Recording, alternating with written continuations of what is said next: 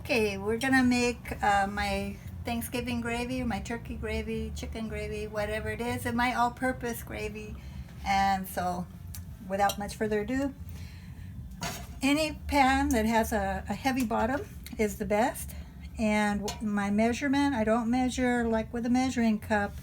I measure till there's about 1/4 of an inch of oil or shortening, whatever you want to use, in the bottom of the pan. And then I take big spoons, teaspoons of flour.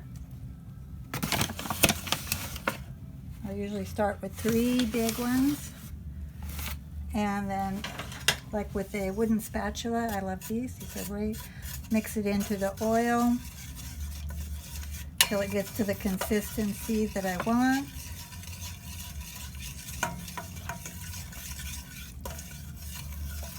And I haven't turned on the oven, or haven't turned on the stove yet, so I'm doing this while it's still cold. So it's not anywhere near what I need, so I'm gonna put 3 more in.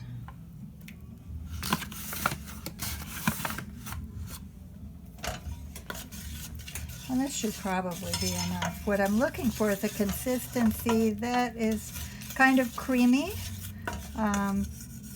Not sure if the French call it a roux, but I think that's what it is.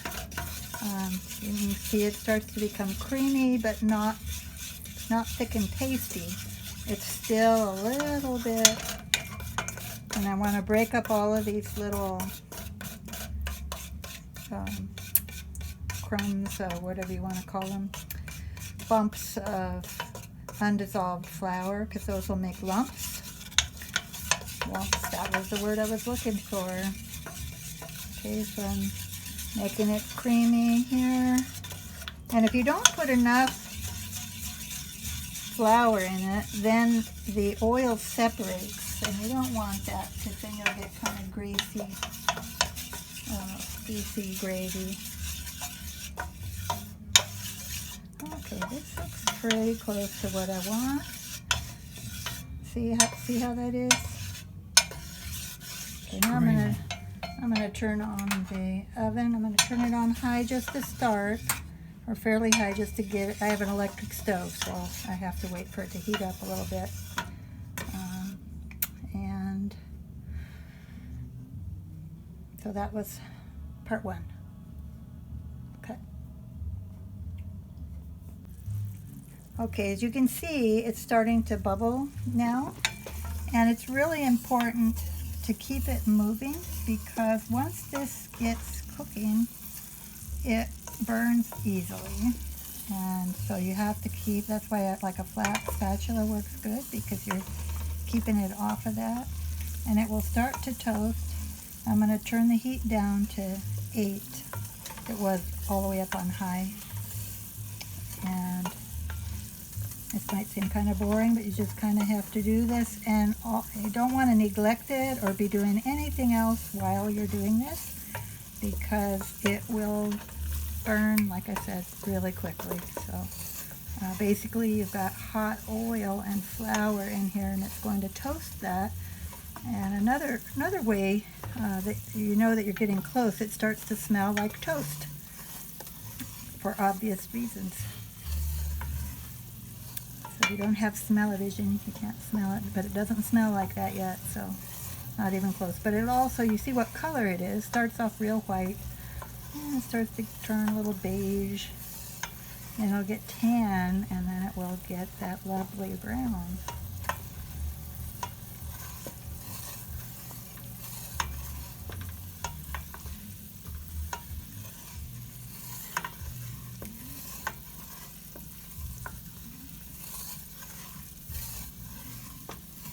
And while we're doing this, I've got all my ingredients here at hand, and basically the things that you need to have right when you need to have them next to you, because you're going to need them like all of a sudden. And the main one is some chicken broth or turkey broth. You could actually use vegetable broth if you wanted, but I use chicken broth.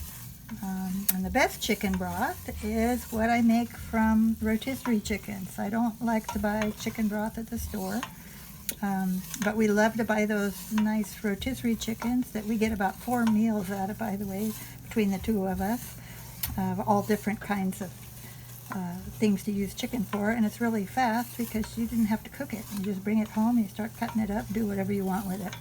So anyways, the bones that are left, I will put in a pan about this size, and I put about this much water in it, and I boil it for about an hour, boil those bones, and it turns into the best broth.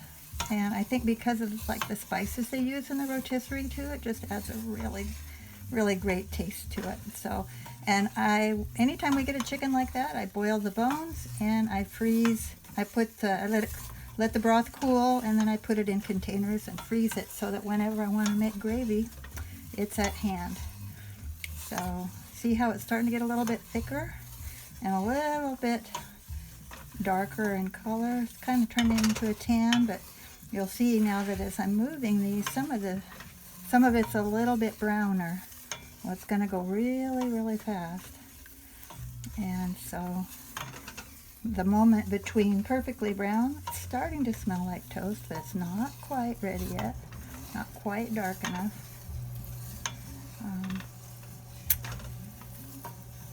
So I know it's getting close. You'll see that the toasted flour starts to get a little bit darker and a little bit thicker underneath.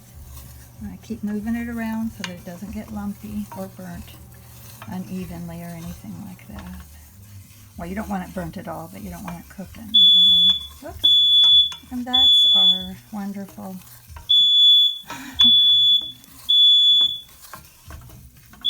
okay, now see the color of it right now? This is ready. And we're going to see a chemical reaction here. What happens when you put a liquid into hot oil? Be really careful. And you can see some of that broth is still frozen. Doesn't matter. Some of it was defrosted. Some of it wasn't. But it's going to keep defrosting, obviously, because it's hecka hot in this pan. And as we go, now if it's just completely liquid, what you're going to see is that the liquid makes that flour mixture, and I turn the stove down to low.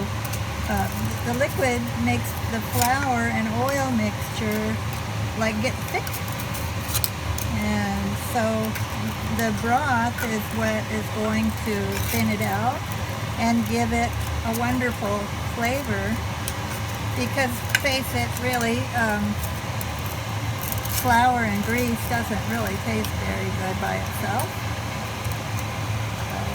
So I'll keep doing this until it gets to a good texture. And this is usually about enough broth for about this size, but I might need some more.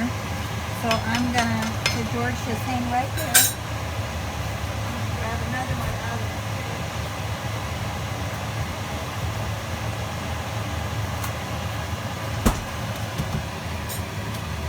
I have another one here just on standby, just in case. And I'll keep moving this around. Now this is for Thanksgiving. I'll be making several batches of gravy because I'm going to take some gravy over to Mary and Jason's, let them have some of that.